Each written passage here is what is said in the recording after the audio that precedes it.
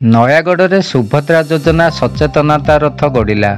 ଆଜି ପୂର୍ବାହ୍ନ 11 ଘଟିକା ସମୟରେ କଲ୍ୟାଣକାରୀ ସୁଭଦ୍ରା ଯୋଜନାର ସଫଳ ରୂପାୟନ ନିମନ୍ତେ 4 ଗୋଟି ସଚେତନତା ରଥକୁ ମାନ୍ୟବର ଖଣ୍ଡପଡ଼ା ବିଧାୟକ ଦୁଷ୍ମନ୍ତ କୁମାର ସ୍ୱାଇଁ, ଜିଲ୍ଲାପାଳ ଅକ୍ଷୟ ସୁନୀଲ ଅଗ୍ରୱାଲଙ୍କ ଦ୍ୱାରା ପ୍ରଦୀପ ପ୍ରଜ୍ୱଳନ ପୂର୍ବକ ଶୁଭ ନାରିକେଳ ଭାଙ୍ଗି ପତାକା ଦେଖାଇ ଶୁଭ ଉଦ୍ଘାଟନ କରିଛନ୍ତି।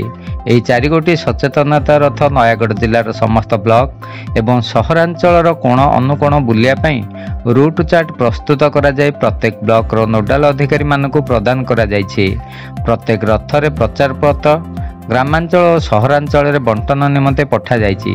ଆଜିର ଏହି ଉଦ୍ଘାଟନୀ କାର୍ଯ୍ୟକ୍ରମରେ ଅତିରିକ୍ତ ଜିଲ୍ଲାପାଳ ଦିଲ୍ଲୀପ କୁମାର ବଳ, ଜିଲ୍ଲା ନୋଡାଲ ଅଧିକାରୀ ଦେବଦତ୍ତ ପଣ୍ଡା, ଉପଜିଲ୍ଲାପାଳ କର୍ଣ୍ଣଦେବ ସମାଦାର, ଜିଲ୍ଲା ସମାଜ ମଙ୍ଗଳ ଅଧିକାରୀ ଅର୍ଚ୍ଚନା କଅଁର, ଜିଲ୍ଲା ସୂଚନା ଓ ଲୋକସମ୍ପର୍କ ଅଧିକାରୀ ସୁରେନ୍ଦ୍ର କୁମାର ସାହୁ, ଜିଲ୍ଲା ପଞ୍ଚାୟତ ଅଧିକାରୀ ମଧୁସୂଦନ ମହାରଣା, ବିଭାଗୀୟ କର୍ମଚାରୀ, ସ୍ୱୟଂ ସହାୟକ ଗୋଷ୍ଠୀର ସଦସ୍ୟ, ଗଣମାଧ୍ୟମର ପ୍ରତିନିଧି ପ୍ରମୁଖ ଉପସ୍ଥିତ ଥିଲେ। ଶିବନାରାୟଣ ଦାସଙ୍କ ରିପୋର୍ଟ, ଖଣ୍ଡପଡ଼ା ବାର୍ତ୍ତା।